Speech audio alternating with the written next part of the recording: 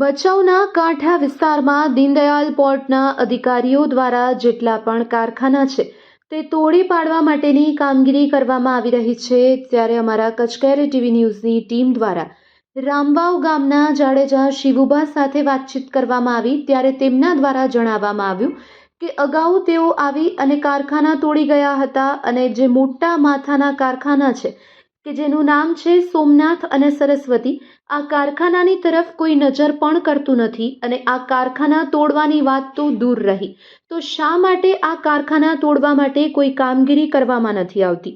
શું દીનદયાલ પોર્ટના અધિકારીઓની આ મિલીભગત છે કે પછી જાણી જોઈને આંખાડા કાન કરવામાં આવી રહ્યા છે કે પછી ટેબલ નીચેના વ્યવહારો ચાલી રહ્યા છે? આ અંગે રામવાવ ગામના જાગૃત નાગરિક જાડેજા શિવુભા કંઈક વિશેષ માહિતી આપી રહ્યા છે. આવો વધુ સાંભળીએ તેમના જ શબ્દોમાં.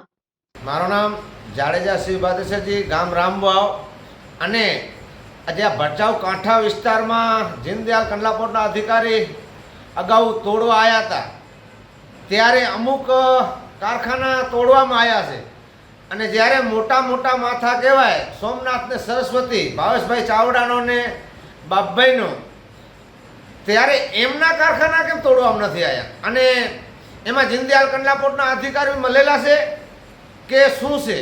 અને જ્યારે અમુક વિસ્તારની અંદર કારખાના હાલની તારીખમાં તોડવામાં આવ્યા છે અને તોડે છે રહ્યા, પણ ભચાઉ કાંઠામાં એમને શું થાય છે? કેમ કે પાર્ટનરશીપ છે કંડલાપોર્ટના અધિકારીઓની કે કચ્છની અંદર મોટામાં મોટા જે રાજકારણી કહેવાય ભાવેશભાઈ ચાવડા અને બાપભાઈ ભીમા, એમને જે જમીન દબાણ કરવાનો સરકારે હુકમ આપ્યો છે? શું છે આવો કે અમુક ભૂમાફિયા તો ભૂમાફિયા બધાય આવે, આ જે ભચાઉ કાંઠા વિસ્તારનો તાત્કાલિક તોડવામાં આવે, જે સરસ્વતી અને શ્રીરામ સોલ્ટ અને નહીતર કંડલાપોર્ટના અધિકારીઓમાં મળેલા છે અને અમુક મને ખોટા એમ કહે છે કે આ ટેન્ડર ભરાઈ ગયો છે, થોડાક દીમાં તોડવાનો છે. આ બધી વાતો છે.